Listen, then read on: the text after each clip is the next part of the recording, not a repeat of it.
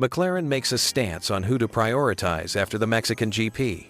Oscar's issue from the previous race has been revealed, and all the latest F1 news. What if I told you that one small mistake in a sprint race could completely derail a championship campaign? That's exactly what happened to McLaren at the US Grand Prix, and the ripple effects might just hand Max Verstappen his 5th consecutive title. Picture this. You're leading the Constructors' Championship. Your car is perfectly suited to the hot Austin conditions, and you're the overwhelming favorite to win. Then, in one moment of misjudgment during Saturday's sprint race, everything changes. Your drivers collide at turn 1, neither finishes the race, and suddenly you're flying blind into Sunday's main event. This isn't just about damaged cars or lost points. This is about the invisible technical battle that happens behind the scenes, where millimeters matter and one wrong setup choice can cost you everything. Here's what most fans don't realize about modern Formula One cars. In today's ground effect era, teams are walking a tightrope every single weekend. These cars generate massive downforce by creating a vacuum effect underneath, literally sucking themselves to the track surface. The closer you run to the ground, the more downforce you get, and the faster you go. But run too low, and you risk wearing away the mandatory skid blocks underneath your car, which means instant disqualification. It's a high-stakes game of technical roulette, and McLaren just lost big time. When Oscar Piastri and Lando Norris crashed out of Saturday's sprint race, they didn't just lose points. They lost something far more valuable: data. In Formula One, data is currency, and McLaren suddenly found themselves bankrupt. Without completing the sprint race, they had no idea how their car would behave over a full race distance. They couldn't determine the optimal ride height that would give them maximum performance while keeping them legal. Meanwhile, Max Verstappen cruised to sprint victory, giving Red Bull the perfect baseline for Sunday's setup. They knew exactly how low they could run their car without risking disqualification. Ferrari and Mercedes had similar data from their drivers' sprint performances, but McLaren, they were guessing. The decision that followed reveals just how brutal Formula One can be. Faced with incomplete information, McLaren's engineers made the only choice they could. They played it safe. They raised their car's ride height, sacrificing performance for legal certainty. In a sport where thousandths of a second determine winners and losers, this conservative approach was like entering a knife fight with a butter knife. The consequences were immediate and devastating. Norris, who should have been fighting for victory, finished a distant second behind Verstappen. Piastri, the championship leader who needed every point he could get, could only manage 5th place. Those lost points might seem small now, but with Verstappen closing the gap to just 40 points with 5 races remaining, every position matters. This situation perfectly illustrates why the technical regulations in modern Formula One are so complex. The skid block rules exist for good reason. In previous years, we've seen multiple drivers disqualified for excessive wear, including Lewis Hamilton and Charles Leclerc at this very circuit in 2023. The margin for error is so small that teams regularly instruct their drivers to lift and coast on long straights, sacrificing lap time to prevent their cars from being pushed too hard into the track surface. The bumpy circuit of the Americas makes this challenge even more difficult. The track surface irregularities cause cars to bounce and bottom out more frequently, accelerating wear on the skid blocks. Teams need precise data to navigate this technical minefield, and McLaren simply didn't have it. What makes this story even more compelling is the timing. McLaren has been the dominant force in recent months, winning multiple races and establishing themselves as the team to beat.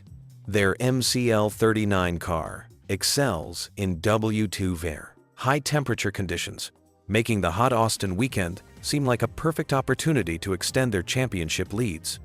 Instead, they're now facing their biggest crisis of the season. The psychological impact can't be understated either. When you're forced to compromise your car's setup due to missing data, it affects driver confidence. How can Norris push to the limit when he's not sure if the car underneath him is optimized? How can Piastri attack corners aggressively when he knows his team had to guess at the setup? Red Bull, meanwhile, is riding a wave of momentum. Verstappen's 3rd win in 4 races has transformed what seemed like a hopeless championship situation into a genuine opportunity. His experience in pressure situations like this is invaluable, and you can sense the confidence building within the team.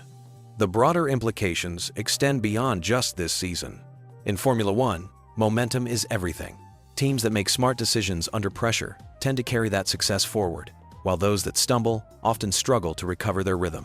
McLaren's forced conservatism in Austin could be the moment that defines their entire 2025 campaign. Looking ahead, the pressure is now squarely on McLaren's shoulders. They need to bounce back immediately, but they also need to avoid similar situations where missing data forces them into suboptimal compromises. With 5 races remaining and Verstappen breathing down their necks, there's no margin for error. This U.S. Grand Prix weekend serves as a perfect reminder that Formula One championships aren't just won by the fastest cars or most talented drivers. They're won by the teams that make the fewest mistakes, gather the best data, and execute under pressure. One collision in a sprint race shouldn't determine a championship, but in the razor-thin margins of modern Formula One, it just might. The title fight is far from over, but McLaren's Austin stumble might be remembered as the weekend everything changed. What if I told you that one of Formula One's biggest superstars just got benched for a practice session, and it's all because of a rule that most fans don't even know exists? Well, buckle up, because Ferrari just dropped some major news about Lewis Hamilton that's got the entire F1 world talking. So here's what just happened. Ferrari officially announced that Lewis Hamilton will be sitting out the first practice session at this weekend's Mexican Grand Prix. Now, before you start thinking Hamilton's injured or in trouble, let me explain why this is actually a fascinating glimpse into the complex world of modern Formula One regulations. The replacement stepping into Hamilton's cockpit is Antonio Fuoco, and this moment represents something truly special for the Italian driver. Fuoco has been grinding away in Ferrari's World Endurance Championship program, and he even captured the prestigious Le Mans 24 Hours victory in 2024. But here's the kicker. This will mark his very first appearance in an official Formula One race weekend, more than a decade after his initial test with Ferrari. Now, you might be wondering why Ferrari would bench their 7-time world champion for a practice session. The answer lies in a regulation that forces teams to give rookie drivers track time. Under current F1 rules, every team must field a rookie driver, defined as someone who has started no more than 2 Grand Prix races and at least 2 first practice sessions per car each season. This creates an interesting strategic puzzle for teams. Charles Leclerc, Hamilton's Ferrari teammate, has already sat out 2 FP1 sessions this year, with Ferrari junior Dino Bogdanovic taking his place in Bahrain and Austria. That means Hamilton was always going to be the one making way for a rookie driver at some point before the season ends. The timing of this announcement is particularly intriguing because it reveals Ferrari's strategic thinking about where to sacrifice Hamilton's practice time. With sprint weekends coming up in Brazil and Qatar, teams only get a single hour of practice before qualifying, making those sessions absolutely crucial. Nobody wants to throw away precious setup time on those challenging weekends. Las Vegas, with its unique street circuit characteristics, also presents challenges that make it unsuitable for rookie outings. That leaves Abu Dhabi as the most likely candidate for Hamilton's second mandatory FP1 absence, which means we'll probably see this scenario play out again at the season finale. For Fuoco, this opportunity represents the culmination of years of dedication to the Ferrari family. His journey through the Scuderia Ferrari Driver Academy, GT racing, simulator work, and hypercar development has all led to this moment. The emotion in his statement about finally participating in an official F1 weekend with Ferrari is palpable. What makes this story even more compelling is Fuoco's history with Leclerc. The two drivers shared a garage back in 2017 during their Formula 2 days, and now they're reuniting in very different circumstances. Fuoco will be working with Hamilton's engineering team, gaining invaluable experience that he'll take back to his simulator duties at Maranello. This situation also highlights the broader talent development ecosystem within Ferrari. While Hamilton and Leclerc grab all the headlines, there's an entire network of drivers working behind the scenes, contributing to car development and maintaining their skills for moments exactly like this. The technical aspect of Fuoco's role shouldn't be underestimated either. His primary mission involves gathering data for simulator correlation and providing feedback on how the car behaves during a race weekend. This information helps Ferrari refine their virtual development tools, which have become increasingly important in the modern era of limited testing. From Hamilton's perspective, missing practice time is never ideal. especially at a circuit like Mexico, where altitude and unique conditions create specific setup challenges. However, the 7-time champion has enough experience to adapt quickly, and one practice session rarely makes or breaks a weekend for drivers of his caliber. The timing of this announcement, coming right after a solid 4th-place finish for Hamilton at the United States Grand Prix, shows Ferrari's confidence in their current trajectory. The team is clearly focused on maximizing development opportunities while still maintaining competitive performance. This rookie driver rule, while sometimes inconvenient for established drivers, serves an important purpose in the sport. It ensures that young talent gets meaningful track time and that teams maintain connections with their development programs. Without these mandated opportunities, many promising drivers might never get the chance to showcase their abilities in real F1 conditions. Looking ahead, this weekend in Mexico will provide valuable insights into Ferrari's depth of talent. Fuoco's performance won't just be about lap times. It's about how effectively he can contribute to the team's understanding of the car and how well he adapts to the unique pressures of a Formula One weekend. So while some might see this as just a routine personnel change, it's actually a window into the complex machinery that keeps Formula One teams functioning at the highest level. Every decision, from which driver sits out practice to how teams manage their development programs, plays a role in the ongoing championship battle. This weekend in Mexico, keep an eye on how smoothly Ferrari manages this transition and what it might tell us about their preparation for the remainder of the 2025 season. What happens when the heat of competition makes a Formula One boss say something he instantly regrets? Well, buckle up, because we're diving into one of the most fascinating behind-the-scenes moments from the recent United States Grand Prix that shows exactly why Formula One is as much about human drama as it is about racing. Cars. Picture this scene at the Circuit of the Americas. The sprint race is about to begin. Tensions are running high, and McLaren has both their cars perfectly positioned to score crucial championship points. Oscar Piastri and Lando Norris are ready to deliver for their team when disaster strikes at Turn 1. A multi-car collision eliminates both McLaren drivers plus Fernando Alonso from the race in a matter of seconds. Now imagine you're Zak Brown, the McLaren CEO, watching your championship hopes potentially evaporate in real time. Your heart rate spikes, adrenaline floods your system, and before you know it, you're on the radio calling out what you perceive as amateur hour driving. This is exactly what happened when Brown immediately pointed the finger at Nico Hülkenberg, the Sauber driver who was involved in the incident that triggered the whole mess. But here's where this story takes an unexpected turn that reveals the true character of people in this sport. Within hours of making those heated comments, Brown realized he had jumped to conclusions. The man who had just publicly criticized a fellow competitor did something that many powerful executives might struggle with. He picked up his phone and sent a private apology. Jonathan Wheatley, the Sauber team principal, has now revealed the contents of that private message, giving us an incredible glimpse into how these intense rivalries actually work behind the scenes. Brown didn't just send a generic corporate apology either. He reached out personally to both Wheatley and Hülkenberg himself, acknowledging that his initial reaction came from pure emotion rather than careful analysis. What makes this story even more compelling is understanding the pressure these team bosses operate under. McLaren is currently fighting for a world championship, and when you have two cars eliminated from a race through no fault of their own driving, your first instinct is to protect your team. Brown's initial reaction wasn't calculated PR speak at sea. It was raw, unfiltered passion from someone who lives and breathes racing. Wheatley's response to the whole situation shows incredible class and understanding of what drives people in this sport. Rather than holding a grudge or making a bigger issue out of the comments, he acknowledged that passion is what makes Formula One so compelling to watch. These aren't robots driving around in circles. These are human beings with real emotions, real stakes, and real pressure to perform. The timing of Brown's apology is particularly noteworthy because it came so quickly after his initial comments. This wasn't a calculated PR move after days of backlash. This was immediate recognition that he had spoken too hastily in the heat of the moment.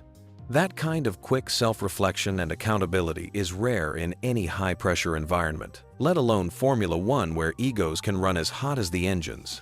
What's fascinating about this whole incident is how it played out visually at the next race. Cameras caught Brown and Hülkenberg shaking hands on the starting grid before Sunday's main event, showing that whatever tension existed had been completely resolved. These brief moments of genuine human connection often get overshadowed by the technical aspects of racing, but they're what make the sport truly captivating. Hülkenberg's performance that weekend adds another layer to this story. After qualifying fourth for the sprint race and showing incredible pace before the incident, he went on to finish 8th in the main race, scoring his first points since his maiden podium at the British Grand Prix months earlier. Talk about perfect.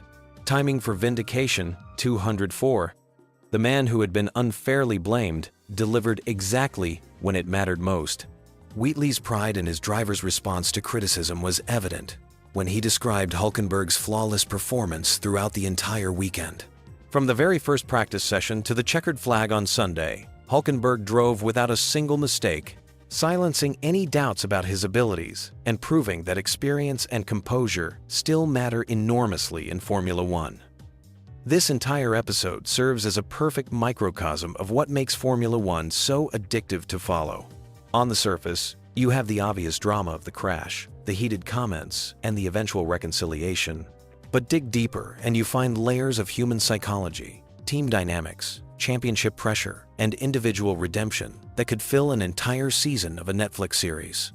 The fact that Brown felt compelled to apologize so quickly speaks volumes about the respect these competitors have for each other, despite the intense rivalry. Formula One may be cutthroat business worth billions of dollars, but at its core, it's still a community of racers who understand that emotions run high and mistakes happen both on and off the track. This story proves that even in the most competitive environment in motorsports, there's still room for humility, accountability, and genuine sportsmanship when it matters most. Picture this: you're battling wheel to wheel at 200 miles per hour, making a split-second decision that could make or break your race. For Carlos Sainz at the US Grand Prix, that decision just cost him more than he bargained for. What started as an ambitious overtaking move has now snowballed into additional punishment from the FIA, and the implications could be huge for his championship campaign. Let me break down exactly what happened at Circuit of the Americas and why this incident is sending shockwaves through the Formula One paddock. The collision occurred on lap 6 at turn 15, one of the trickiest corners on the Austin circuit. Sainz, driving for Williams, was feeling confident after an impressive third-place finish in Saturday's sprint race. He'd capitalized on drama between the McLaren drivers and was riding high on momentum heading into Sunday's main event. Starting from 9th position after reaching Q3, Sainz was in attack mode early in the race. He just executed a similar overtaking maneuver on Oliver Bearman moments before, so confidence was clearly high when he spotted an opportunity on Kimi Antonelli's Mercedes. But this time, things went drastically wrong. As Sainz launched his inside move at turn 15, Antonelli began turning into the apex earlier than the Spaniard expected. What followed was a racing incident that would end both drivers' races and trigger an extensive FIA investigation. The steward's report makes fascinating reading. They examined video evidence, spoke with both drivers and their teams, and came to a clear conclusion about who was at fault. According to the official findings, Sainz never established the right to racing room because his front axle was never alongside or ahead of Antonelli's mirror before the apex. This is crucial in Formula One racing. The driving standards guidelines are crystal clear. You must be significantly alongside your opponent to earn the right to space at the corner exit. Sainz simply hadn't met this threshold when he attempted the move. The immediate consequence was a 5-place grid penalty for this weekend's Mexican Grand Prix. But here's where things get really interesting. The FIA wasn't finished with their punishment. 2 penalty points have been added to Sainz's super license, bringing his total to 4 points within the current 12-month window. This might not sound like much, but in Formula One's strict disciplinary system, these points carry serious weight. The penalty point system was introduced back in 2014 as a way to track driver behavior and discourage reckless driving. Accumulate 12 points within a rolling 12-month period, and you face an automatic 1-race suspension. Kevin Magnussen became the first victim of this system last year, serving a race ban while driving for Haas. What makes Sainz's situation particularly concerning is his history with Antonelli. This wasn't their first rodeo together. His previous 2 penalty points came from another incident with the same Mercedes driver at the Bahrain Grand Prix in April. There's clearly some unfinished business between these 2 competitors. Sainz and Williams did successfully appeal a separate penalty from the Dutch Grand Prix, where they'd been handed 2 points for a collision with Liam Lawson. They branded that decision a complete joke and won their case, but this latest incident shows the 31-year-old isn't learning from past mistakes. From Sainz's perspective, the collision was a racing incident blown out of proportion. Speaking after his retirement, he painted a picture of aggressive but fair racing that simply went wrong. He claimed Antonelli closed the door unexpectedly, and that he locked up trying to avoid contact when he realized a collision was inevitable. The Williams driver emphasized that these wide apex corners require both drivers to be aware of their surroundings. In his view, both parties failed to do their job properly, leading to an unfortunate but understandable incident. But the stewards saw things differently. Their technical analysis revealed that Sainz simply hadn't earned the right to space at the apex.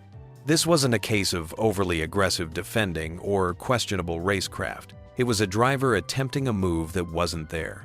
The philosophical debate this raises is fascinating. Formula One has always walked a tightrope between allowing aggressive racing and maintaining safety standards. Drivers are constantly pushing boundaries, trying to find that perfect balance between risk and reward. Sainz himself acknowledged this dilemma perfectly when discussing the incident. He noted that drivers always face the choice between playing it safe to secure points or taking risks to maximize results. Sometimes, those calculated gambles pay off spectacularly. Other times, like in Austin, they backfire completely. Looking ahead to Mexico, Sainz now faces the additional challenge of starting 5 positions lower than he qualifies. For a Williams team fighting for every point in the Constructors' Championship, this penalty could prove costly in their battle against other midfield competitors. The broader implications for Formula One are equally significant. With penalty points accumulating faster for some drivers, we could see more race suspensions in the coming seasons. This adds another strategic element to team management and driver development. What's particularly striking about this incident is how it demonstrates the fine margins in modern Formula One. A split-second decision, a slight miscalculation of positioning, and suddenly, a driver's weekend is ruined while facing additional consequences that could affect future races. The FIA's handling of this case also shows their commitment to consistent enforcement of racing standards. Regardless of driver reputation or team politics, the rules apply equally to everyone on the grid. As we head into the Mexican Grand Prix, all eyes will be on how Sainz responds to this setback. Will he adopt a more conservative approach to avoid further penalties? Or will he continue pushing the limits that have defined his racing style throughout his Formula One career? Only time will tell if this punishment serves as a wake-up call or simply another bump in the road for the experienced Spaniard. What if I told you that one of Formula 2's brightest talents just had his Formula One dreams crushed by a simple licensing technicality? The motorsport world is buzzing about Alex Dunn's dramatic fall from grace, and the shocking truth behind why Red Bull just slammed the door on his championship aspirations will leave you questioning everything you thought you knew about how drivers make it to the pinnacle of racing. Alex Dunn's story reads like a motorsport thriller gone wrong. Here's an Irish driver who was climbing the ladder at breakneck speed, showcasing incredible talent in Formula 2 with multiple wins and podium finishes. He was a McLaren junior driver for 18 months, looking like he had everything mapped out for a potential Formula One breakthrough. Then, suddenly, just before the Singapore Grand Prix weekend, everything collapsed. The split from McLaren came out of nowhere. One day, he's part of their junior program. The next, he's completely cut loose. Sources suggest this wasn't just a simple contract dispute, but a fundamental disagreement about his immediate future in the sport. McLaren apparently couldn't align with Dunn's vision of his career trajectory, leading to an abrupt separation that sent shockwaves through the paddock. But here's where the story takes an even more dramatic turn. Almost immediately after his McLaren departure, rumors started swirling about discussions with Red Bull. You know how these things work in Formula One: whispers in the paddock, secret meetings, agents working overtime. For a brief moment, it looked like Dunn might land on his feet with one of the most successful teams in recent history. Red Bull advisor Helmut Marko, never one to mince words, has now definitively ended those hopes. Speaking to Austrian media, Marko delivered a crushing verdict that Dunn is not an option for Red Bull's Formula One programs. Not for next season, not for the foreseeable future. The man who has discovered and nurtured countless Formula One talents has essentially written off one of Formula Two's most promising drivers. The reasons behind this rejection reveal the harsh realities of modern Formula One. It all comes down to something called the super license, a qualification system that determines who can actually race in Formula One. Think of it as the ultimate driver's license for the world's most exclusive racing series. To obtain this golden ticket, drivers need to accumulate 40 points through their junior category performances. Here's Dunn's devastating predicament. Despite his impressive Formula 2 campaign with 2 feature race victories and numerous podium finishes, he currently doesn't have those crucial 40 points. The mathematics are brutal. He needs to finish in the top 3 of this year's Formula 2 championship to secure his super license. With only 2 rounds remaining in Qatar and Abu Dhabi, and considering the string of operational errors and unfortunate incidents that have plagued his season, this target looks increasingly impossible. This licensing situation creates a vicious cycle that's destroying promising careers. Without the super license, teams won't consider you for Formula One seats. Without Formula One opportunities, it becomes harder to justify the massive investments required to continue competing at the highest levels of junior categories. Dunn finds himself trapped in this exact scenario, watching his window of opportunity slam shut despite demonstrating the raw speed and racecraft that should guarantee his progression.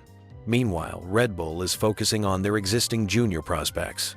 Arvid Lindblad, despite being younger and currently behind Dunn in the Formula 2 standings, appears to be their preferred choice for future promotion.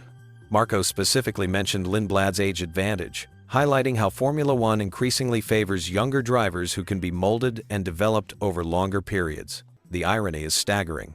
Dunn leads all of Red Bull's junior drivers in the current Formula 2 championship. He's proven his speed against the same competition, often outperforming the very drivers Red Bull considers their future stars. Yet bureaucratic requirements and timing have conspired against him in the cruelest possible way. There's still a glimmer of hope, though it's getting dimmer by the day. Reports suggest that while Red Bull has ruled out immediate Formula One opportunities, they haven't completely closed the door on supporting Dunn's career. A potential arrangement could see them provide backing for another Formula 2 campaign, giving him another shot at securing those elusive super license points. This scenario perfectly illustrates the brutal nature of modern motorsport careers. Talent alone isn't enough anymore. Timing, politics, licensing requirements, and pure luck play enormous roles in determining who makes it to Formula One and who gets left behind. Dunn's situation serves as a stark reminder that even the most promising careers can derail due to factors completely outside a driver's control. The coming weeks will be crucial for Dunn's future. The final Formula 2 rounds in Qatar and Abu Dhabi represent his last realistic chance to salvage his super license situation this year.